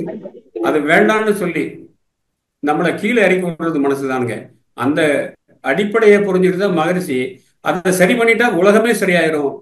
மகரிஷி நினைக்கக்கூடிய உலக சமாதானம்ங்கிறது எல்லாரோட மனநிலையும் இறைநிலையோட அந்த நிலைக்கு போயிடுச்சுன்னா ரொம்ப சிறப்பான வாழ்க்கை இந்த பூமியில் இருக்கு. அற்புதமான வாழ்க்கையை பெறணும்னு சொல்லித்தான் அந்த மனசை வளப்படுத்துகின்ற மன வளக்கலைன்னு சொல்லி சும்மா சொல்லலைங்க. அது அது வந்து ஆப்த வாக்கியம்னு சொல்லுவாங்க ஆன்மீகத்துல. பெரிய உரைங்க, பெரிய உரை நிலை அப்படின்னு சொல்லுவாங்க. எப்படி அகம் பிரம்மாஸ்மி அப்படி எல்லாம் சொல்றாங்க இல்லைங்களா, நானே பிரம்மனா இருக்கேன். அதை வந்து ஆப்த வாக்கியம் உரை அளவைன்னு சொல்லுவாங்க சித்தாந்தத்துல. அது வந்து பெரியவங்க சொன்னது அப்படியே வந்து நம்ம எடுத்துக்கணும். இப்போ கீதையில வரக்கூடியது, வேதங்கள்ல வரக்கூடிய வார்த்தைகளை அப்படியே எடுத்துக்கணுங்கிற மாதிரி வாழ்க வையகம் வாழ்க வளமுடன் அப்படிங்கிறது மந்திர சொற்கள்ங்க. அது பின்னாடி வரக்கூடிய காலங்கள்ல இந்த வேத தத்துவங்கள் அடிப்படையில இந்த சொல் தொடரும் போய் சேர்ந்துருங்க. அதெல்லாம் உருவாக்கி மகரிஷி சொல்லியிருக்கிறது பெரிய ஒரு, இதெல்லாம் நமக்கு கிடைச்சிருக்க பெரிய வாய்ப்புங்க. கண்டிப்பா கண்டிப்பாங்க, ரொம்ப நல்லதுங்க ஐயா. அதாவது உலக தலைவர்கள் அனைவரும் வந்து அமெரிக்க அதிபர்மானது வைக்க வேண்டும், ரஷ்ய அதிபர்மானது வைக்க வேண்டும், அனைத்து நம்ம வேதாத்திரிய அன்பர்கள் அனைவருமே வாழ்க வையகம் வாழ்க வளமுடன் சொல்லிட்டு வரோம். அப்படி சொல்லும்போது கண்டிப்பா அவங்களுடைய மனதில ஒரு மாற்றம் கண்டிப்பா வந்து உலக மகரிஷி அவர்கள் நமக்கு வந்து உணர்த்திருக்கிற அந்த உலக சமாதானம் வந்தே தீரும் என்று நம்புகிறோம் ஐயா. உங்கள் தொண்டு சிறக்க வாழ்த்துக்கள், அருமையான உரை, நன்றி. வாழ்க வளமுடன் ஐயா, வாழ்க வளமுடன். வாழ்க வளமுடன். நல்ல கேள்வி கேட்டதோட நீ ஒரு நல்ல சிந்தனையும் வச்சிருக்கீங்க. உங்களோட எண்ணம் ஈடேற வேண்டும், அதுதான் நமது சிந்தனையும் கூட. வாழ்த்துக்கள் ஐயா. வாழ்க வளமுடன். நன்றிங்க அம்மா, வாழ்க வளமுடன். வாழ்க வளமுடன். மிக்க நன்றிகள் ஐயா. அடுத்த அன்பராக சாந்தி சுந்தரம் அம்மா அவர்கள். வாழ்க வளமுடன்மா. வாழ்க வளமுடன். சத்யா பிரியா பொய்யாமணி அம்மாவுக்கு வாழ்த்துக்கள் ஐயா. பொன்னுச்சாமி ஐயா வாழ்க வளமுடன் ஐயா. வாழ்க வளமுடன்மா. வாழ்க வளமுடன். ரொம்ப அற்புதமான ஒரு சிந்தனை தொகுப்பு. மீண்டும் ஒரு தடவை நல்லா இதுல கேட்கணுங்கய்யா, கேட்டு கேட்டு தெளிவு பெறணும் ஐயா. எனக்கு ஒரு சின்ன சந்தேகம் வந்தது இப்போதுதான். அதாவது நம்ம பாடல்ல கூட வரும் பாருங்க, சிந்தனை செய் மனமே செய்தால் தீவினை அகன்றிடுமே. இந்த சிந்தனை என்பது எண்ணுதலா அல்லது அகத்தாய்வு என்று சொல்லக்கூடிய அந்த இன்ட்ராஸ்பெக்ஷன் ஆங்கயா? தீவினை அகன்றிடுமேன்னு சொல்லும் போது நான் அகத்தாய்வா எடுத்துக்கலாம். நம்ம அகத்தாய்வு பண்ணணும்னா நம்ம நல்லது எது தீயது எதுன்னு பாத்துக்கலாம். இனி இந்த தவறு செய்யாதிருப்பேன், இந்த ஒரு வார்த்தையை சொல்லாதிருப்பேன், இது மற்றவங்களுக்கு துன்பம் தந்துருச்சு அப்படின்னு நம்ம ஒரு ஆராய்ச்சி நிலைக்கு கொண்டு வரலாம். சிந்தனை என்பதுக்கும் புத்தி என்பதற்கும் என்னங்க வித்தியாசம்? அதாவது அந்த மனம் புத்தியுடன் ஆங்காரம் சிந்தையவே பற்றியது சிந்தித்து பல்கால் எழுந்திருந்து உற்றது சிந்திக்கும் உணர் அப்படிங்கிறத அந்த பாடல உங்களுக்கு போட்டேன், ஒரு பதிவுல போட்டேன். நீங்க குறிச்சிங்களா இல்லையான்னு தெரியல. அதாவது நீங்க ஒரு அனுபவத்தை பூமியில வாங்கிட்டீங்கன்னு சொன்னா அந்த அனுபவத்தை திரும்ப பெறுவதற்கு பல முயற்சிகள் அது பண்ணிட்டே இருக்குங்களாம். இப்ப நீங்க சின்ன வயசுல இருந்து பெற்றிருக்கக்கூடிய அனுபவம் இருக்கு பாத்தீங்களா, அது எங்கேயா திடீர்னு அதே ஓபன் ஆயிருங்க. இப்ப எப்படி கம்ப்யூட்டர்ல வந்து நீங்க ஒரு ஒரு ஒரு கருத்து தேடிட்டு போனீங்கன்னா அந்த கருத்து சார்ந்த ஒத்த கருத்துக்கள் வந்து அதுவாட்டு குவிய ஆரம்பிக்கும். நீங்க செல்போன்ல வந்து ஒரு துறையை சார்ந்து இப்ப ஆன்மீகத்துல வந்து நம்ம திருமந்திரத்தோட செய்திகளை பத்தி யாராவது உரையை தேடுனீங்கன்னா அந்த அது போல 100,000 முறைகளை அதை கொண்டு வந்து கொடுத்துட்டே இருக்கு கம்ப்யூட்டரே இந்த மாதிரி செய்யறப்போ உலக பிரபஞ்சத்துல இறைநிலைக்கு ஈக்குவலா இருக்கக்கூடிய அந்த மனசு அது என்ன பண்ணணும்னு சொன்னா, நீங்க என்னத்தை நோக்கி அந்த மனசை வைக்கிறீங்களோ அது சார்ந்த செய்திகளை கொண்டு வந்து கொடுத்துட்டே இருக்குங்க. அதனால நீங்க என்ன பண்ணீங்கன்னா பூஜ்ஜியம் இருக்கு இல்லைங்களா, பூஜ்ஜியம்ல இருந்து பாசிட்டிவ் சைட்ல இன்ஃபினிட்டி வரைக்கும் டிராவல் பண்ணலாங்க. பூஜ்ஜியம்ல இருந்து மைனஸ் சைட்ல இன்ஃபினிட்டி வரைக்கும் போலாங்க. இன்ஃபினிட்டிங்கிறது அளவில்லாத ஒரு எல்லைங்க. அதனால நீங்க அளவில்லாத எல்லையில பாசிட்டிவ் சைட்ல டிராவல் பண்ணும்போது இறைநிலையை நீங்க ஆதியும் அந்தமில்ல அருட்பெருஞ்சோதின்னு சொல்றோம் இல்லைங்களா, அதுக்கு இறைவனுக்கு ஆதியும் கிடையாது அந்தியும் கிடையாது அந்தமும் கிடையாது. அது மாதிரி இப்ப நெகட்டிவ் சைட்ல இப்ப இருந்து கொஞ்சம் கொஞ்சமா மேல வந்து 0 அடைஞ்சு அதுக்கப்புறம் கொஞ்சம் கொஞ்சமா வேலை வரும்போது நீங்க மனித வாழ்க்கையெல்லாம் வந்து பிரபஞ்சத்துல இவ்வளவு பெரிய நிலைக்கு வந்திருக்கும். அப்ப நீங்க பாசிட்டிவ் சைட்ல உங்களோட சிந்தனைங்கிறது இந்த இதைத்தான் செய்யுதுங்க. ஏன்னா மனசு கொண்டு வந்து தந்திருக்கிற அந்த செய்திகளை உள்ள வச்சுட்டு அது திருப்பி உங்களை கிளப்பி விடுதுங்க. அதுதான் சிந்திக்கும் உணர் அப்படின்னு சொல்லி அந்த பாட்டு முடிஞ்சீங்க. அந்த 4 திரைகளை கொண்டு வந்து கொடுத்துட்டே இருக்கு. அது ரிலேட்டடாவும் அதுவாகவே கூட ரிலேட்டடா கொண்டு வந்து கொடுத்துக்கிட்டே இருக்கு. அதேதான். நீங்க எண்ணத்தை போடுறீங்களா அந்த எண்ணம் வந்து அது சம்பந்தப்பட்டது உங்களுக்கு கொண்டு வந்து கொடுத்துட்டே இருக்குங்க. கோயிலுக்கு போகணும்னு நினைச்சீங்கன்னு வச்சுங்க, அது ஆழமா சிந்திச்சு அந்த கோயிலுக்கு போறதுக்கான வழிகளை பிரபஞ்சம் உங்களுக்கு ஏற்படுத்தி கொடுக்கும். இதெல்லாம் அனுபவிக்க முடியும். கண்டிப்பாங்க. எப்படிங்க இந்த உங்களுக்கு ஆம்பியன்ஸ்ல இப்போ பல்வேறு நான் உங்களோட பேசுறேன் இல்லைங்க, நீங்க உங்களோட கருவியோட அதிர்வெண்ணும் என்னோட கருவியோட அதிர்வெண்ணும் ஒன்னா இருக்கிறதுனால நம்ம இணைஞ்சு இப்போ உங்களோட பேச முடியுது. அது மாதிரி பிரபஞ்சத்துல எந்த சிந்தனையை நீக்கி நீங்க உங்க மனசை இணைக்கிறீங்களோ அந்த சிந்தனை வந்து ஆட்டோமேட்டிக்கா உங்களுக்கு இணைப்பு பெற்றுருங்க. சரிங்களா? கண்டிப்பாங்க கண்டிப்பாங்க. அப்ப நம்ம வானொலி எல்லாம் வைப்போம் இல்லையா, சிலோனு மெட்ராஸ் அப்படி அதுபோல அப்ப அந்த லிங்கோட இணையற மாதிரி நாம் என்ன கருத்துகள் என்றமோ என்ன எண்ணம் என்றமோ அந்த எண்ணத்துக்கு தகுந்த மாதிரி இறைநிலையினுடைய வரக்கூடிய அந்த வைப்ரேஷன் ஒத்து போய் அதுக்குண்டான ரிலேட்டடா எல்லாம் கொடுத்து நம்ம அந்த நிலையை அடைவதற்கு முயற்சி செய்யும். என்னங்கய்யா? அதேதான் அதேதான், அருமையா சொன்னீங்க. அதேதான் நீங்க கண்டிப்பாங்க. அதாவது ஏன்னா பிரபஞ்சத்துல வந்து பரமாத்மாவோட ஒரு துளி தான் நம்மங்க. கண்டிப்பாங்க ஒரு துளி கண்டிப்பாங்க. தானே. இப்ப அதனாலதான் உங்களுக்கு அந்த சொன்ன நிலை அசையாத நிலையில கிணற்று நீரோட பரப்பு இருக்கின்ற பொழுது உச்சியில் இருக்கக்கூடிய சூரியனோட பிம்பம் அதுல தெரியும். அது மாதிரி எத்தனை நிலைகள் இருந்தாலும் அதுல சூரியனோட பிம்பம் தெரிகிற மாதிரி, ஒத்தை சூரியன் எத்தனை கலன்கள்ல தெரிகிற மாதிரி ஒரே ஆன்மா தான் இத்தனை ஆன்மாவா இருந்து பூமியில நம்மளால மனிதர்களா இருக்கோம். அப்போ வந்து அந்த சிந்தனையோட வந்துடுச்சுன்னு சொன்னா இறை என்ன சிந்திக்குதுங்கிறது நமக்குள்ள மனசுக்குள்ள வந்துருமா? கண்டிப்பாங்க. நான் துளி என்று கூட நினைப்பது இல்லைங்க. என்னைய ஒரு இறைநிலையுடைய டஸ்டாக தாங்க நினைப்பேன். அதை இவ்வளவு வேகமா சுத்திக்கிட்டு இருக்கோம். துளி கூட சுத்தாது, ஆனா டஸ்ட் ரொம்ப வேகமா சுத்தும் இல்லையா? அதுவாடி என்னை நான் நினைத்துக் கொள்வேன். இறைநிலையில் இருக்கக்கூடிய ஒரு சின்ன ஜஸ்ட் ஒரு இதுதான், ஒரு துளி இது, அதாவது ஒரு தூசு தான் நானு அப்படின்னு நினைச்சுக்குவேங்க. கண்டிப்பாங்க. ரொம்ப அற்புதமான சிந்தனை கொடுத்தீங்க. ரொம்ப நல்லா இருந்ததுங்க. மீண்டும் ஒரு முறை கேட்டு நாங்க தெரிஞ்சுக்கிறோம். நிறைய பாடல்கள் மேற்கோட்டி காமிச்சிங்க.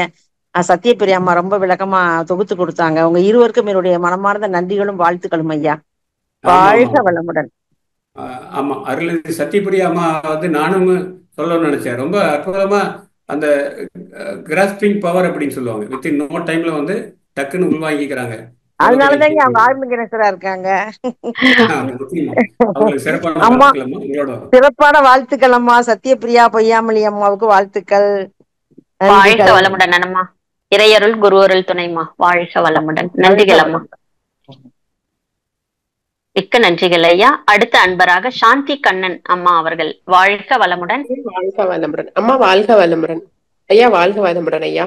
வாழ்க வளமுடன். வாழ்க வளமுடன் ஐயா. எனக்கு வந்துயா அறிவு ஒண்ணு சொல்லுது, ஆனா மனசு ஒண்ணு செய்யுது. அந்த மாதிரி சூழ்நிலையில நம்ம வந்து கடைசி வந்து அந்த மனசு சொல்றதான் கேக்குற மாதிரியா ஆகுதுயா. அந்த மாதிரி சூழ்நிலை நம்ம எப்படியா இன்னும் விழிப்பா இருக்கணும்? பயிற்சி தாங்கம்மா. மனசு வந்து பல மாயாஜால வேலைகளை செய்யும் பெரிய சித்தன் அதுங்க. அதனாலதான் உயிரின் படற்கை நிலை அப்படின்னு சொல்லி சொன்னார் மகரிஷி. உயிர் வந்து சில அணுவங்களை பெறணும்னு சொல்லி நினைக்கும் போது அது மனசா தான் அதை எடுத்துட்டு போய் பயன்படுத்திக்கிறதுங்க. பிரபஞ்ச அணுவங்களை எடுத்துக்குதுங்க. பிரபஞ்ச அணுவங்கள் பூரா அந்த எந்திரியங்கள், ஞானேந்திரியங்கள், கண்மேந்திரியங்கள் வழியா அவங்களுக்குள்ள வந்து சேருது. அதை மனசு எடுத்துட்டு வருதுங்க. அதை வந்து நல்லது கெட்டதுன்னு பார்த்து பிரிச்சு, அதாவது சென்ற விடத்தில் செலவிடாது தீது உரையும் நன்றின்பால் உயிப்பது அறிவுன்னு திருக்குறள் ஒன்று அற்புதமா சொல்லியிருப்பாங்க. சென்ற விடத்தில் செலவிடாது, அங்கே எங்க செலவிடணும் மனசை? சென்ற விடத்தில் அது மனசு புலன்கள் கூட்டு போற இடத்துக்குலாம் நம்ம போகக்கூடாது. செலவிடாது தீது ஒரின்னா அதுல இருக்கக்கூடிய கெட்டதெல்லாம் இருக்கிறதெல்லாம் நீக்கிட்டு நன்றின்பால் உயிப்பது அறிவு அப்படின்னு சொன்னா நல்லது பக்கமே செலுத்தக்கூடியது அறிவு. உணர்வு நிலையில் இருக்கிறது மனம்ங்க, அறிவு நிலையில் இருக்கிறது நமது ஆன்மா. அந்த அறிவு நிலையிலேயே நம்ம இருந்துட்டோம்னா, உணர்வு நிலையை தவிர்த்துட்டே வந்தோம்னா மனசு போற போக்குல நம்ம போகவே மாட்டோம். அறிவை வச்சு ஒரு தடவை செய்யறதுக்கு முன்னாடி யோசிக்கணுங்க. இந்த 3 நாளோட கூட்டு தாங்க நம்ம வாழ்க்கைங்கிறது. மனம், புத்தி, சித்தம், அகங்காரம் சொன்னோம் இல்லைங்களா? அந்த 4 காம்பினேஷன். இப்ப பாத்தீங்கன்னா பஞ்சபூதங்களோட கூட்டு தான் நம்ம அப்படின்னு சொல்றோம். அப்படியே நம்ம உடம்புல மண் இருக்கா, நம்ம உடம்புல நீர் இருக்கா, நம்ம உடம்புல காத்து இருக்கா நம்ம அப்படின்னு கேட்டீங்கன்னா அதோட கலப்பும் மயக்கமும் தான் இருக்குங்க உடம்பு. இப்ப மண் இருக்கிறது எங்க மண் இருக்குன்னு கேட்கக்கூடாதுங்க. மண்ணுங்கிறது திடமான பொருள், நம்மளோட எலும்பு திடப்பொருள். நீர் அப்படிங்கிறது நமது ரத்தம், காற்றுங்கிறது மூச்சு, எல்லாமே நமக்குள்ள இருக்கு. அது மாதிரி அதான் நிலம், நீர், காற்று ஐந்தின் கலப்பு மயக்கம் உலகம் அப்படின்னு தொல்காப்பியத்தில் சொல்லியிருப்பாங்க. அதாவது கலப்புங்கிறது வேற, மயக்கம்ங்கிறது வேற. கலந்து இருக்கிறது தனித்தனியா பார்க்க முடியும். இப்ப மிக்சர்ல பாத்தீங்கன்னா அதுக்குள்ள இந்த சுண்டல் கிடக்கும், கடல்ல கிடக்கும், மிக்சர் கிடக்கும், அது தனித்தனியா பார்க்க முடியும். ஆனா கலந்ததுன்னா காஃபியில பாத்தீங்கன்னா பால் இருக்கும், காஃபி தூள் இருக்கும், தண்ணி இருக்கும், சர்க்கரை இருக்கு. ஆனா கலந்து இருக்கு, அதில் கண்டுபிடிக்க முடியாது. அது மாதிரி இந்த கலப்புங்கிறது தான் நம்ம உடம்பு. வெளியில பாக்குறது வந்து பிரிஞ்சு இருக்கக்கூடிய நிலை. அதனால மனசு வழியில போகாம அறிவு வழியில நீங்க போறதுதான் சிறந்த வாழ்க்கை கொடுக்குங்க. மிக்க நன்றி. நன்றி. வாழ்க வளமுடன் அம்மா. நன்றி அம்மா. வாழ்க வளமுடன். வாழ்க வளமுடன்மா. மிக்க நன்றிகள் ஐயா. நம் கடமை அறவாழ்வின் நாட்டத்தே